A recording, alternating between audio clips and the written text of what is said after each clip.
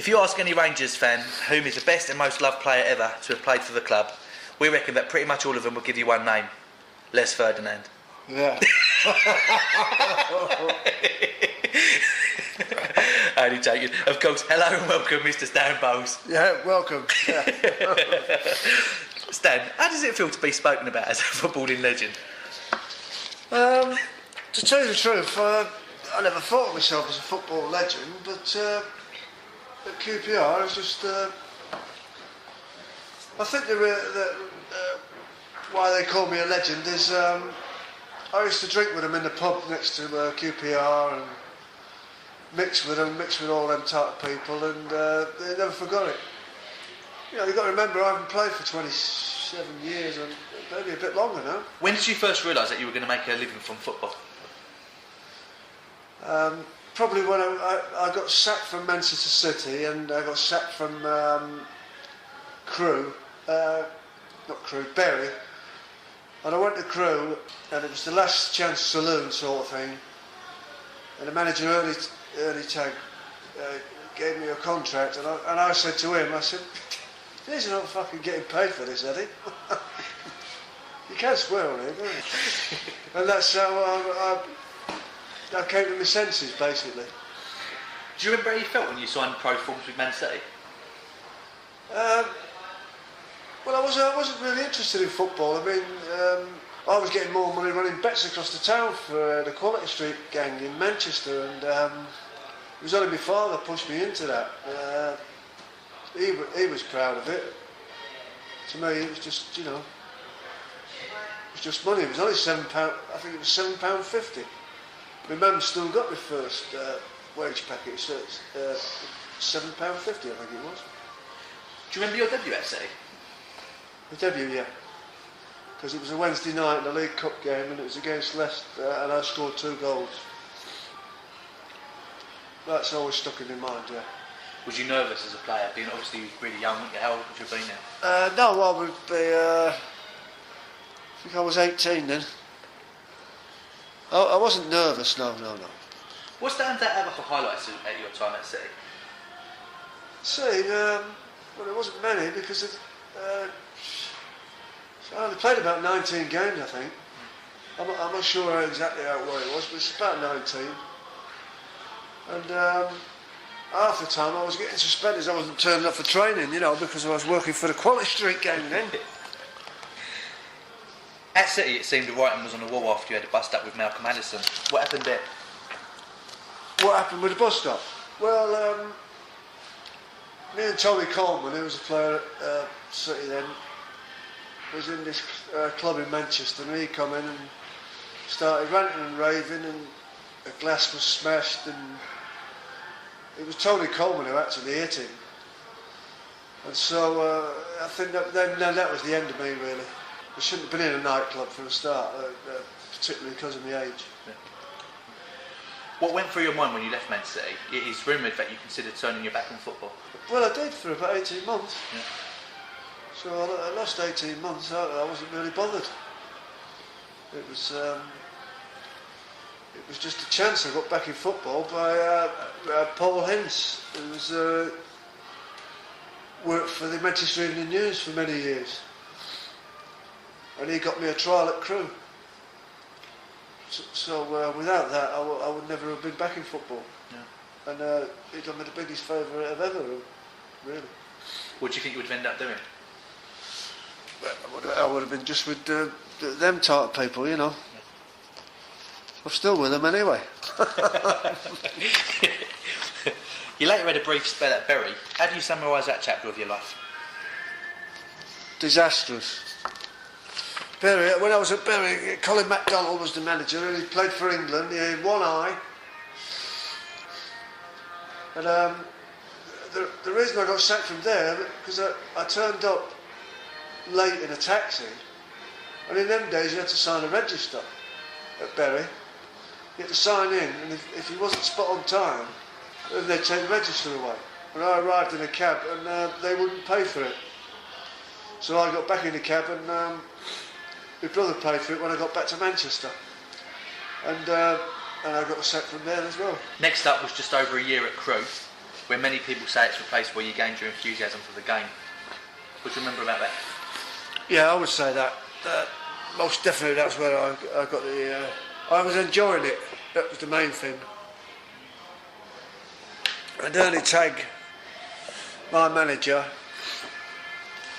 who sold me to Carlisle actually, he said if you sort your head out, go up there and you'll play for England. And it was turned out that he was right. You know, I had to go up to Carlisle for, I don't know how long I was there. It seemed like fucking years, but have you ever been there? Fucking, you're lucky. No, in the winter it just shuts down. So you come out of the fucking house and say, what the fuck is this, you know? So, but it worked out for me at Carlisle, and they had some good players there. We had a good side. When you was playing at Carlisle, did you still have the confidence that you'd make it back at the top of the game again? Most definitely when I was at Carlisle, yeah. Because I was playing with Carlisle had a good side. And I knew if I kept myself out of trouble, I had a chance. And my main aim was London, you know. Yeah. So, London in mind, how did the move to QPR come about? Well, originally Stoke was interested in me. And Tottenham, I can't remember the manager's name, he's the manager now. Nicholson. I think it was Bill Nicholson, yeah. And then he heard some bad rumours about me and that went through it. But the only place I was going was London. Because I'd made my own mind up then. You know, I'd been in Carlisle for quite a while then, you know. Yeah. What was it that attracted you about London? Yeah, well, just the money and I was watching. That's when I was watching football. I don't watch football now, but I thought, you know, surely I'm fucking better than some of these, you know. Yeah. You know, even the ones playing in the first division. And that was it. I just set my mind. It's the only time my fucking mind's gone again now. Did you feel any pressure taking over Rodney Marsh's number 10 shirt? No, I'd never heard of Rodney Marsh when I was in Manchester until he went. Ironically, he went to Manchester City. Yeah. And they were 12 points clear. He fucked that up, didn't he? They got beat in the league. How about the pressure of being the club's highest ever transfer fee? Did that get you at all? No. Doesn't. I'm not a very nervous person on the football pitch. Doesn't bother me at all. Always pretty confident of my own ability, you know. Yeah. What were your first impressions of QPR? Good. Well, Terry Venables was there, Jerry Francis, people like Frank Clinton, Johnny Hollins wasn't there then, they came in later on. But they had a decent side even then. Yeah.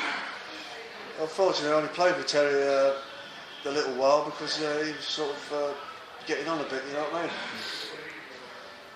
How did those players make you feel? The likes of Venables, did they sort of... Yeah, very friendly, yes. Everybody was friendly. It's quite a friendly club actually, it was anyway. What do you remember about your debut for Rangers? I scored, I know that, with a header. Very rare that. But I'm just trying to think. Oh, Notts Forest it was. Against Notts Forest, yeah. And ironically, I went to Nottingham Forest as well. Yeah. QPR must have been a massive highlight in your career, Stan. What was the most memorable game in the Rangers shirt? That was Cologne at Shepherd's Bush in the UEFA Cup because I beat. I'm sure it was Dennis Laws or Jimmy Greaves' record, and I broke their record, and they were sort of two people I liked as footballers, you know. That was all. I wasn't interested in the record. How aware was your record at the time? I was aware of it when we played Cologne at home, yeah. Right, yeah. And I scored, beat 3-0. What was your best ever goal, Stan? I think it was probably that one because that's the only one I got really excited about. Breaking their record, I would say so. I scored better goals. But it wasn't a bad goal, but it was a pretty good one, but I've scored better ones than that. Which ones stand out for you? Well, I scored one for against Peter Shilton. And they wrote in the paper that I'd done the Ali shuffle, you know, like Muhammad Ali shuffle, sent them all the wrong way and everything. And then scored. So that was probably one of the best. What was your relationship like with the QPR fans? Oh, very good, still is. Yeah. I mean, I've drank with them, I've done everything with them. And they appreciate that people go and see them, you know what I mean? Yeah. Well, I've done that all my life. I've done it for when I was in Manchester, and so it's nothing changed there. That was natural to me. Yeah. How did you used to feel when the fans started chanting your name? Yeah, all right, yeah. What the Liverpool supporters or?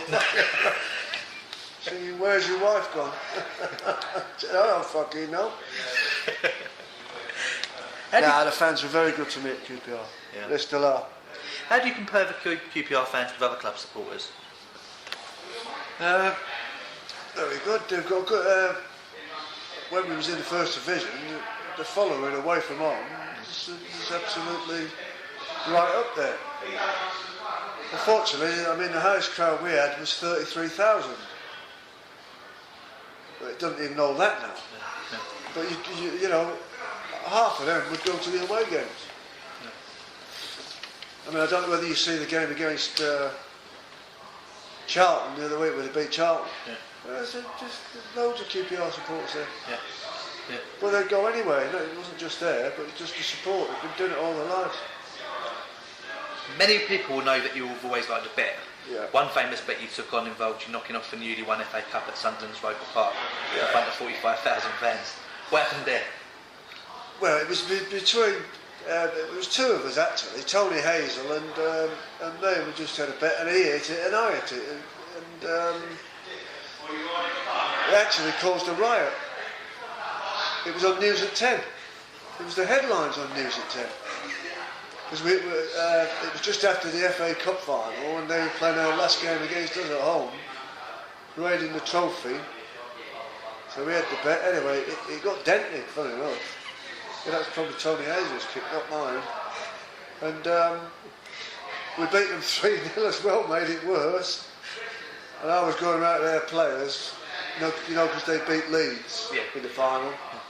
And I was winding them all up, and I said, "Yeah, you fucking beat Leeds, fucking." But obviously they've been celebrating, but we beat them easy. I mean, how they beat Leeds, I don't know. It wasn't even a good side at that time. Did the Sunderland fans forgive you? Did you ever play against them again after that? Oh no, I got a lot of stick, got a lot of letters and fucking things like that, but they're just thrown in the bin, you know what I mean? Don't bother me. You played alongside Sarah Venables for a period of your career at QPR, and you're quoted as saying that you always knew he'd make a good coach. What made you say that? Because he used to do a lot of the coaching at QPR when Gordon Jago was the manager. So it was absolute certainty that Terry was going to be, a top coach. He knew what he was talking about all the time. Trevor Booking tells a story about you signing conflicting sponsorship deals with Gola and Adidas. Yeah. What happened there? It was an England match, and I forget who was my roommate. It was Mick Shannon. And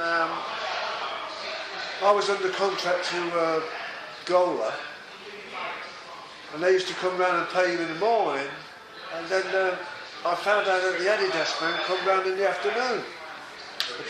You got paid cash, see? So I took money off both of them, about 550 quid, I think it was, quite a bit of money. And I forget the team we played, I think it was Holland or something like that, but I just dyed the boots, wore one of each. just for a laugh, but you know, it caused a lot of fucking murders. I got sacked by a goaler and I got never heard from Adidas since. Did they ask for their money back, Stan? No. I think they tried to sue me. I said, sue me, you only get practice. 10 games into the 74-75 season, Gordon Jago was sacked. Do you remember how you felt about this at the time? Oh yeah, well, it's disappointing, but Gordon was seemed to be a lot nervous then, and it didn't seem quite right to me. Yeah, it's just probably because he's fucking trying to manage me. He used to come out with a big... When he was stressed out, his eye used to come out. He used to get a big lump on his eye. And everyone swears it was down to me. No, but Gordon, he done a good job, and now he bought some good players. So, I mean, Dave Sexton obviously took us to win nearly the championship, but, you know, a lot of credit must go to Gordon. Yeah. You made headlines in the April of 1975 when a newspaper report announced your early retirement from football. What happened there? Well, what year was that? That was in 75. Well, the thing was, it was the people. I can't remember the writer's name, but I said I was retiring. This was on the Friday, but I needed some money. He said, but it's got to be an exclusive. So I went down to the offices. I'd done it. I think I got about £1,000 or something like that. And then so on the Saturday, no, it was on the Friday. I'd done it. I got paid because I always dealt in cash. And on Monday I come out of retirement. The bloke's never spoke to me since. Was that another exclusive? You coming back? No. You were once described in the press as a human can opener. Do any other newspaper comments stand out that tried to capture you as a footballer or as a person? Nah, not really. I'll tell you nice that. Yeah, but I knew what I was doing, put it that way. That's all I say. I don't brag about football, but I knew what I was doing. What sort of relationship? I wasn't as good as Joe's best, but I wasn't far behind him. What was your relationship like with the press at the time, Stan? The press, I wasn't getting on with them very well, but the thing was, I think I'd done the right thing. I said to them, listen, do you want to fucking follow me about all day long? Fucking follow me about, I don't give a fuck. You keep fucking writing stories in the papers about the dogs. Everyone in the fucking world knows I've got the dogs. So it's not new news. Or the races, you know what I mean? Yeah. And in the end, it worked. They stopped following me about. I thought, what's wrong with him? You usually get a black eye or spit on or something. Legend has it that you handed in 33 transfer requests whilst at QPR. Is that true?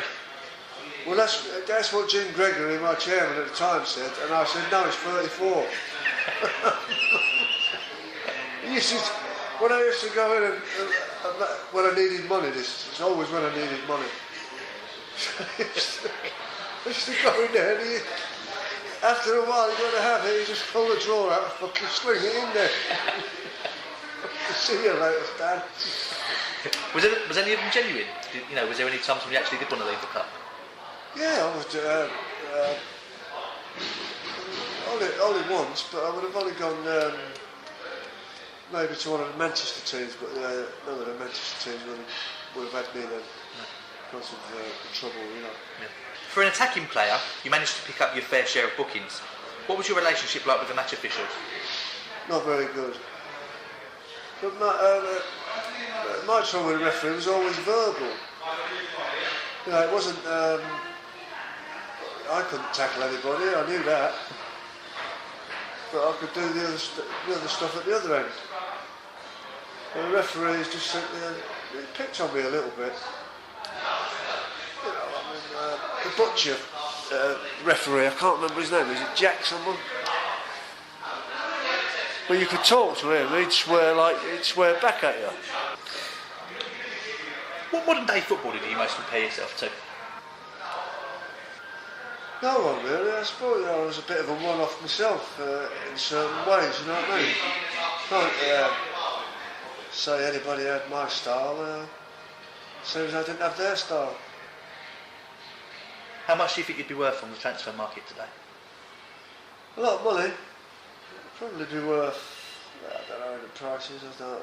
It's hard to say, but it must be worth 150 grand a week, surely. Yeah. Some of these people are getting it now. Yeah. When you consider that an average player these days is a multi-millionaire, do you ever think that you were born in the wrong era? No, not really, because I had a lot of good times, you know what I mean? I mean, I played for 17 and a half years. Yeah. Some people only think I played for QPR. Yeah. Some people don't think I've ever played at all. You used to get your fair share of newspapers hounding you for stories. How do you think you would have coped in today's game with paparazzi camped outside your house? Just the same, I think. Shut the curtains and fucking just let them get on with it. They can stay out there as long as they want. We spoke a little bit earlier, and everybody knows that you've always been rather partial to a bet. Yeah. What's the craziest bet you've ever had? The craziest bet? Yeah.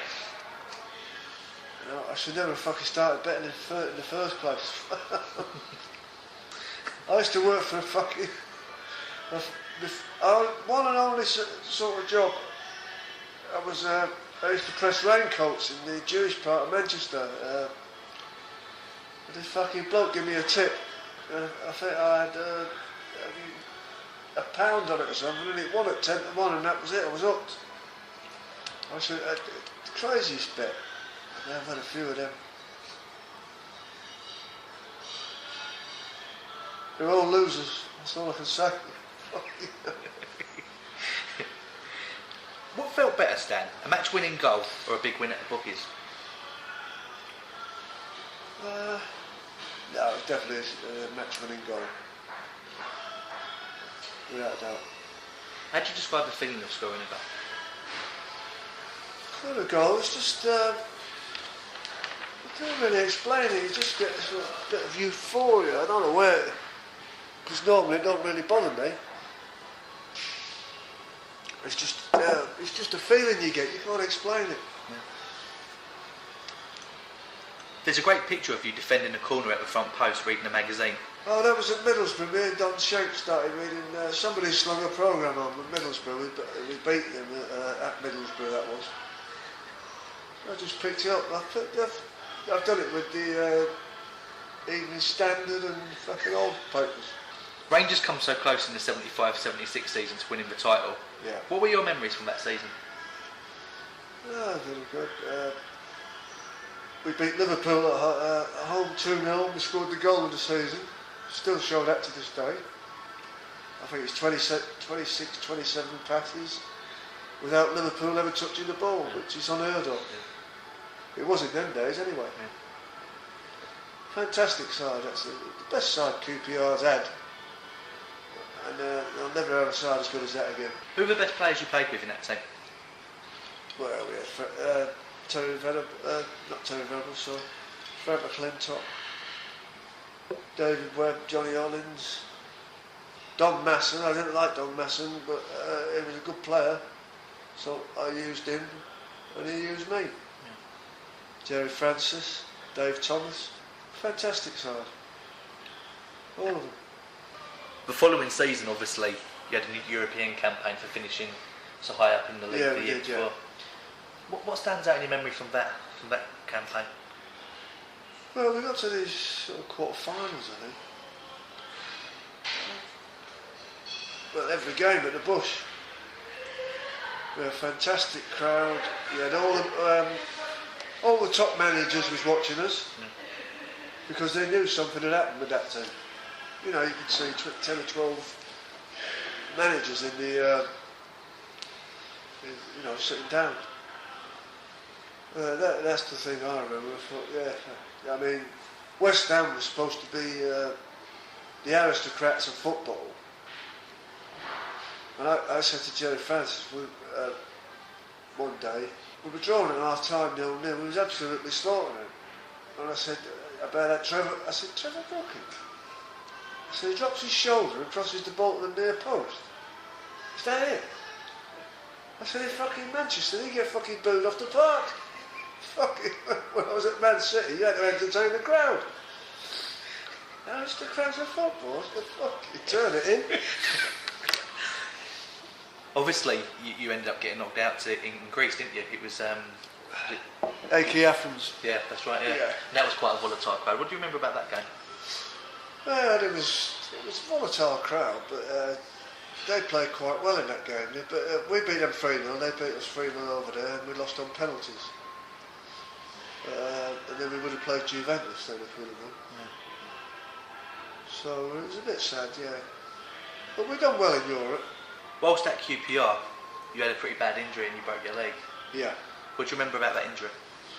Well, I just remember having a row with this big centre half and he kicked me and I chased him and I came off a hard patch. It was a bit frosty, you know. And I went into a soft patch and my leg just went. It was only 2 minutes from the end and it was about the second last game of the season as well. How's your fucking luck? Nearly as bad than I was on the horses. And my leg just went and that was it. I was in Charing Cross for over 2 weeks.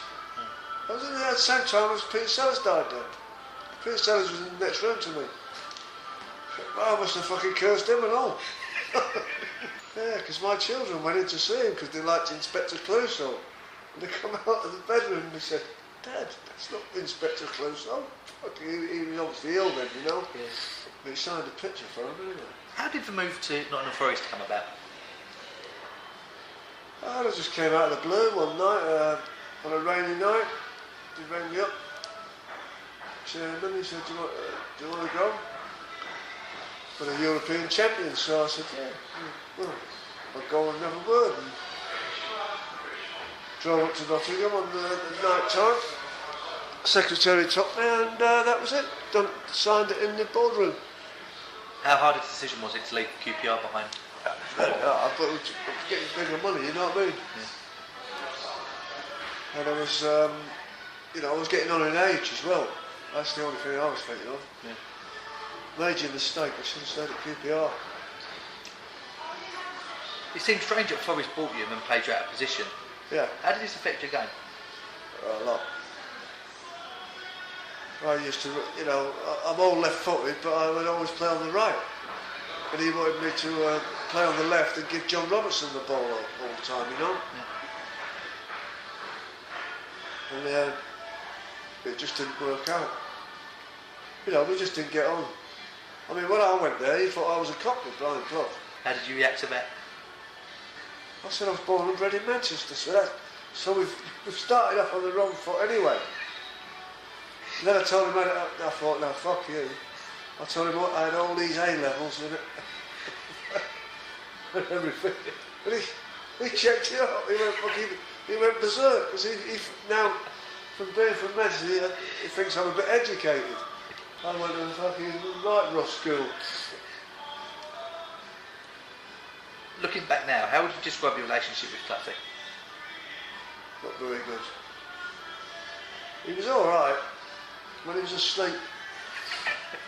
We never got on at all because he kept digging me out by then.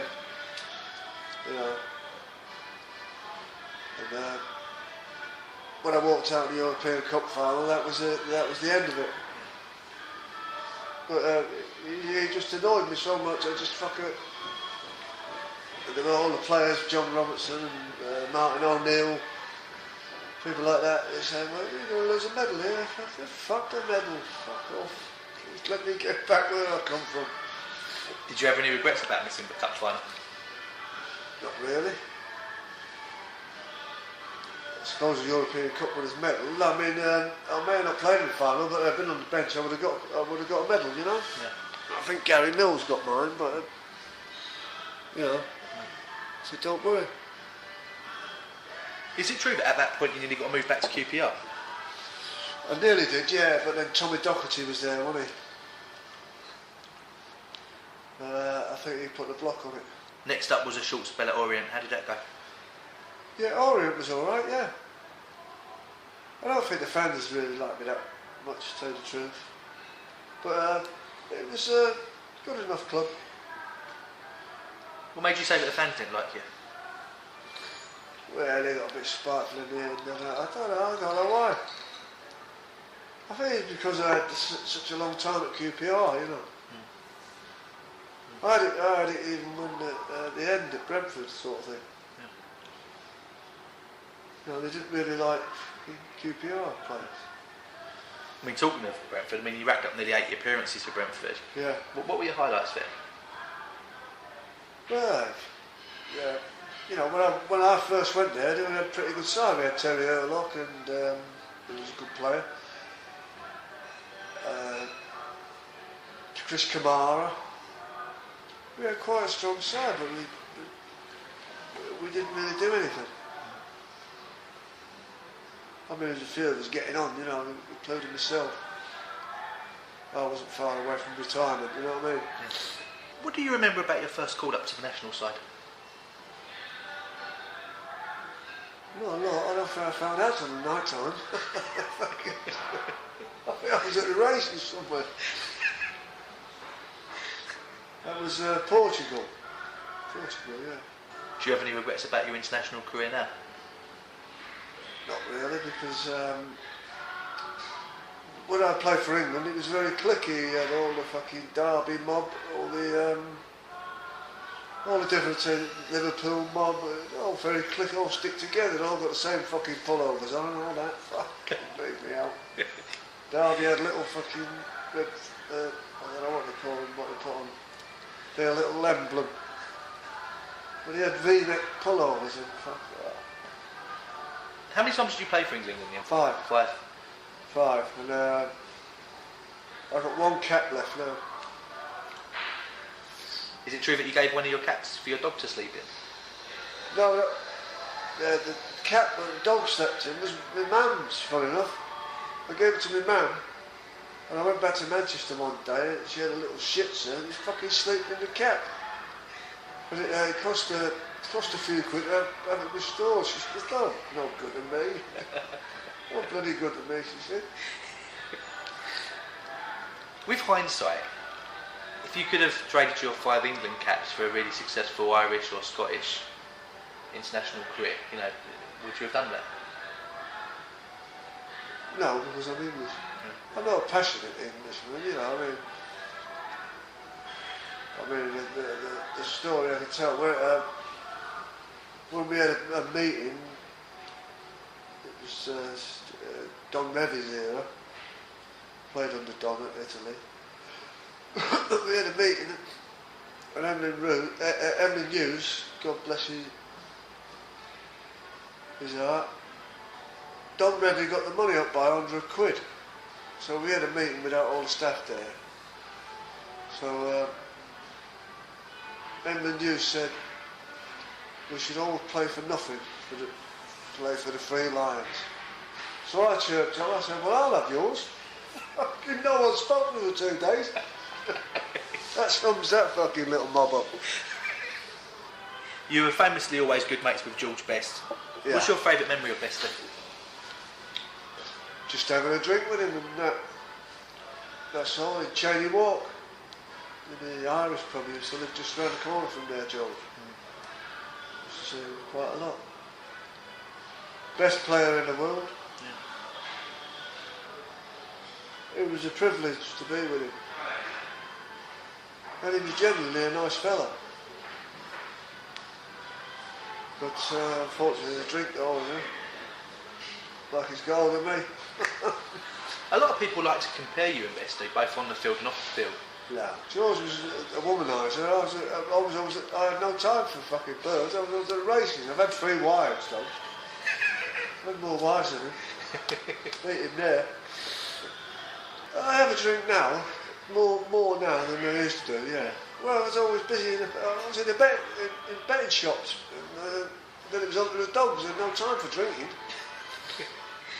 In your QPR days, Stan, who did you used to room with? Don Shakes. There's quite a few teetotal players. I had a drink with Frank McClintock, Webby. Well, the rest was quite... didn't have a drink. No. Don Givers was teetotal, Dave Thomas was teetotal. You know, that's two of our best players. Yeah. So you used to room with Shanksley? Yeah. Any memories from your trips away?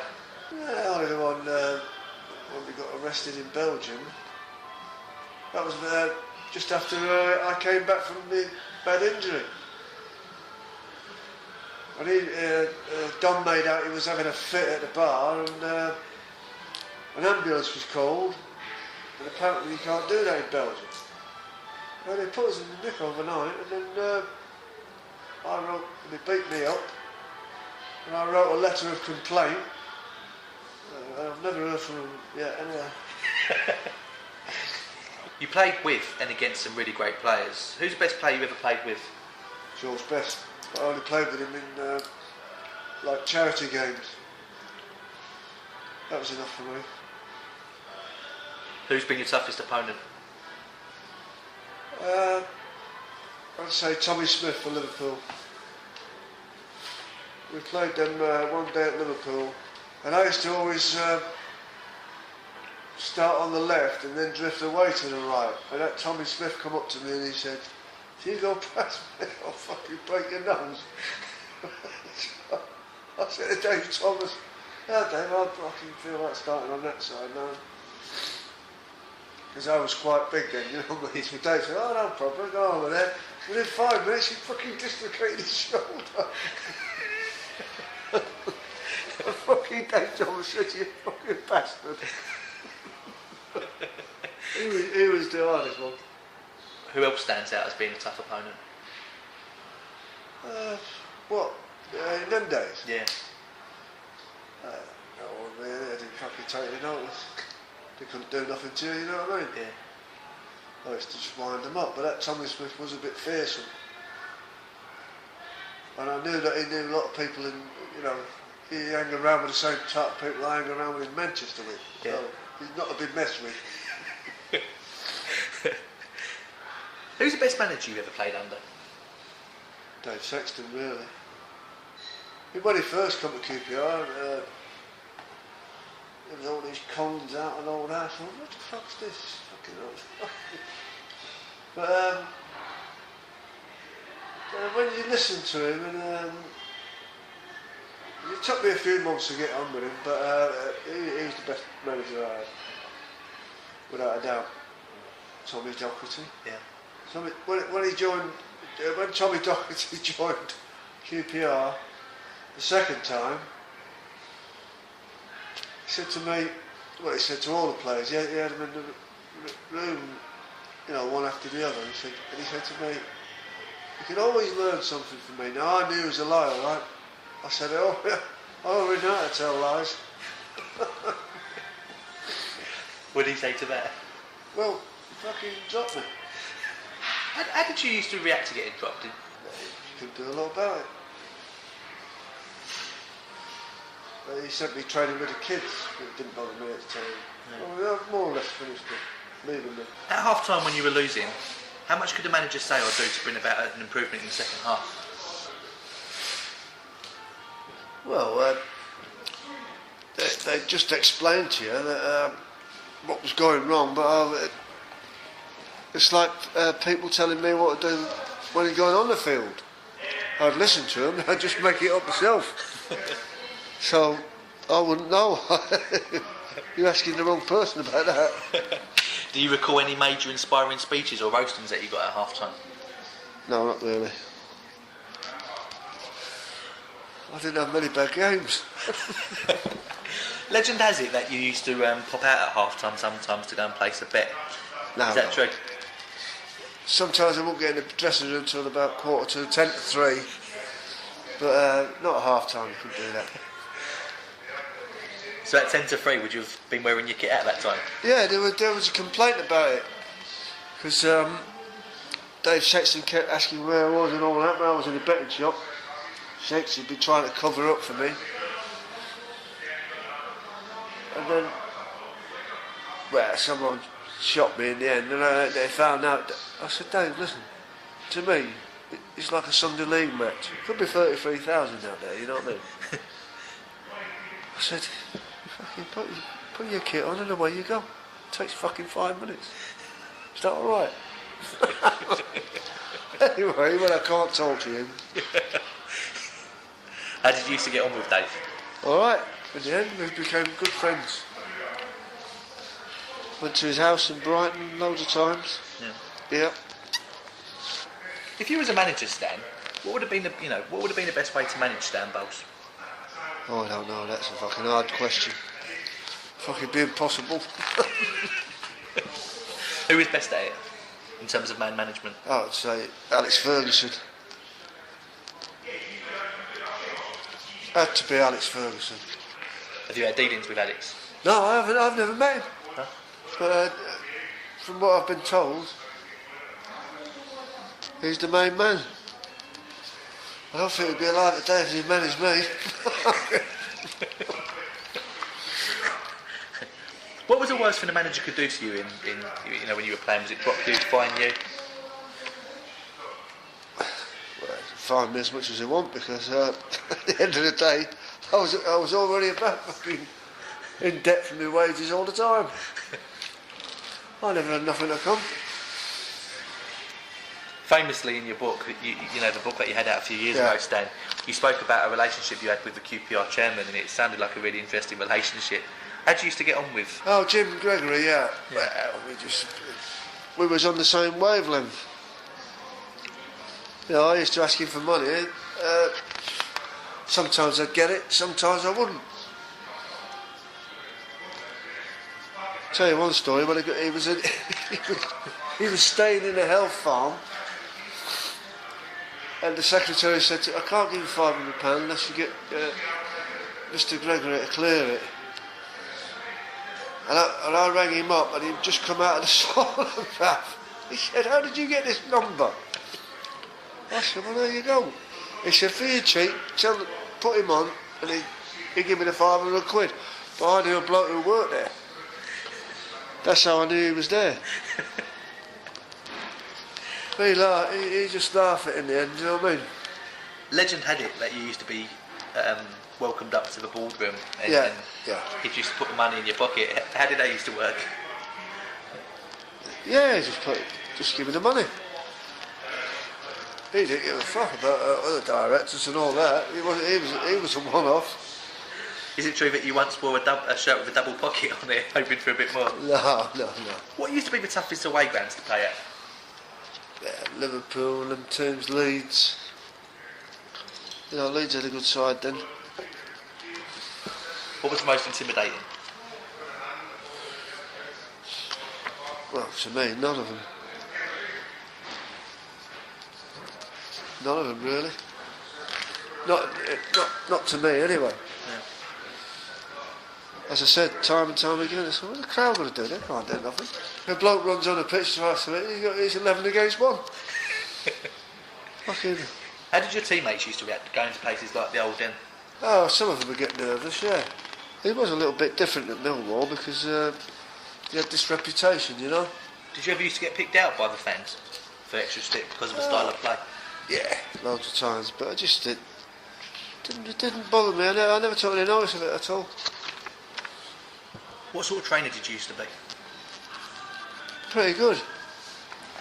Well, you had to do the training, otherwise you can't go out and do that, you know what I mean? Yeah. What did you like about training?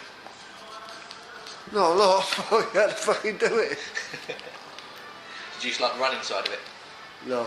Did training change over the years? When you mentioned that Terry Venables used to do a bit of coaching, and Dave Sexton... No, not really. Nah, just different ideas. Because Dave Sexton used to get influenced quite a lot from the international game, didn't he? He used to like German. Yeah, he did, yeah. Well, he worked there for a long time, didn't he, Dave? Yeah. They bought him, I don't know, they bought him something. He retired a couple of years ago. I haven't seen him, but someone told me. Do you think you would have been an even better player without all the off-the-field problems that you used to have, like with the gambling and stuff, Stan? Nah.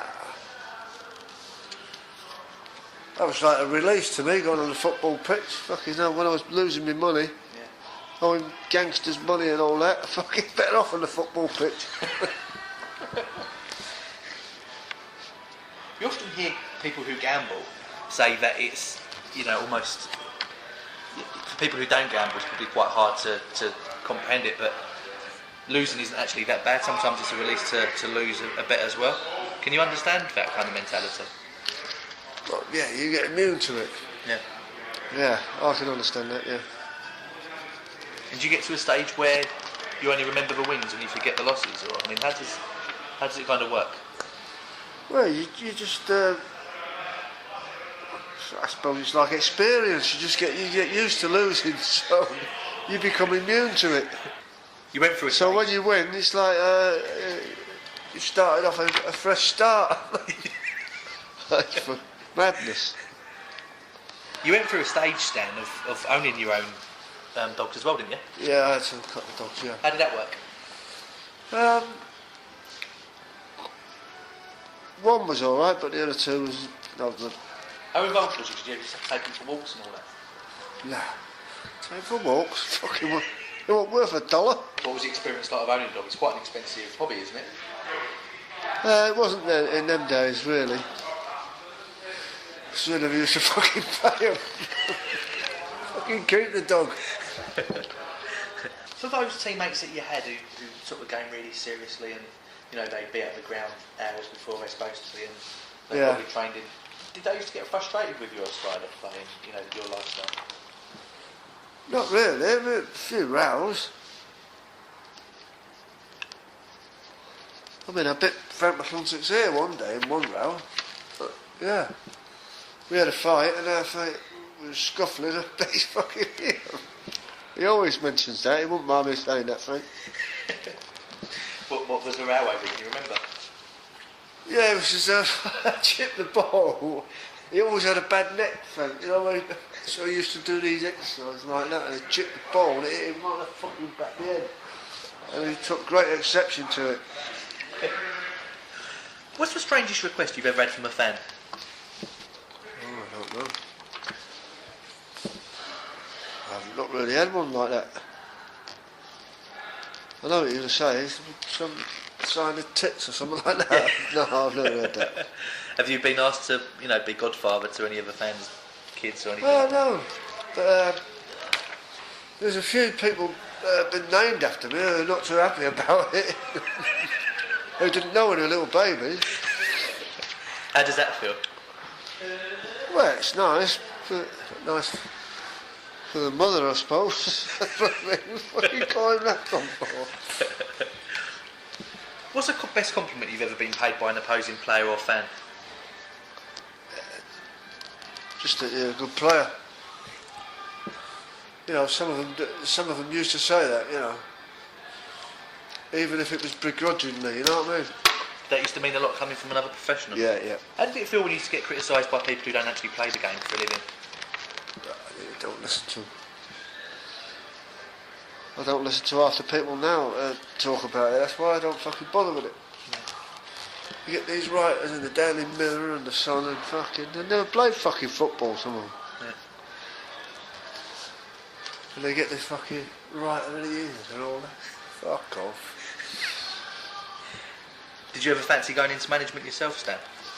No. It's a 24-hour day job. I'm looking for a job about 2 hours a day. Have you found Not one? like the one I've got here. This is fucking long enough. What about the coaching side of it? Did you ever do any scouting or coaching? No, I've done a bit of scouting for David Webb, funny enough, but fucking soon kicked that in the head, freezing cold that nights and all that.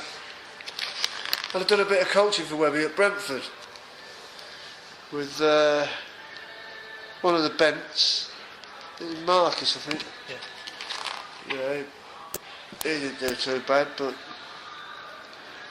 When you Nicky were scout- Forster. Oh yeah, Nicky Forster. Yeah. Yeah, it was alright. It's only like once a week. When you were scouting, did you spot anybody of note who's still playing today? Ah, fuck. It's too fucking cold. I only done it once. Do you still follow QPR now, Stan? Yeah. I don't watch the games. I don't go to the games very often. That's it. Out of all the clubs you played for, would it be fair to say that QPR meant the most to you? Yeah. Why is that? Well, I played all my best football there, and it was a lovely club. I enjoyed it. I knew all the staff, and I still know a lot of the staff today. As one of the club's most famous players, you and Les Ferdinand, Yeah. in Woodley Marsh. Yeah. I hope he gets bit by a big fucking snake in that fucking jungle. But I hope he stays in till the end and then gets bit by it.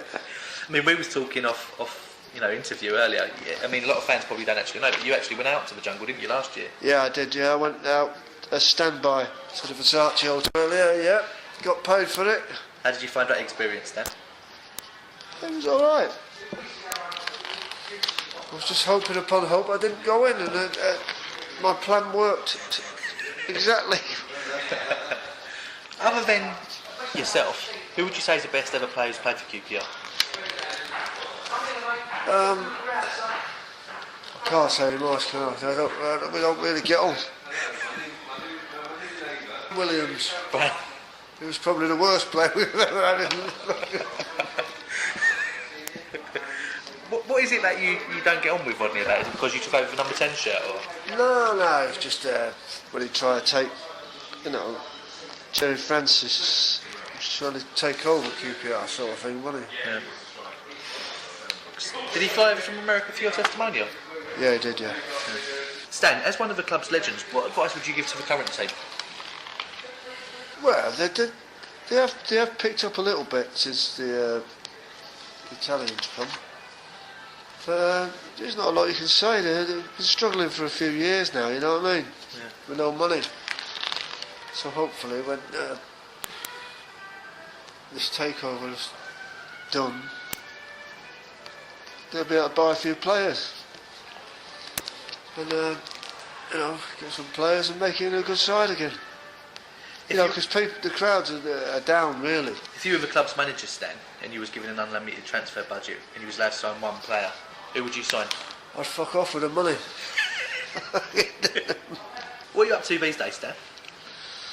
I do little bits and pieces, question and answers and things like that. Signing thousands of autographs. Yeah. Last question, Stan. How would Stan Bowles like to be remembered? Guess he's a good player. Bit of a character. That goes without doubt, That's the way I was. And it's worked in a way because, people still remember me. Some people forget about, we all forgot about now. At my age, you know what I mean? Stan, thank you very much for taking part in 60 Minutes with. Pleasure.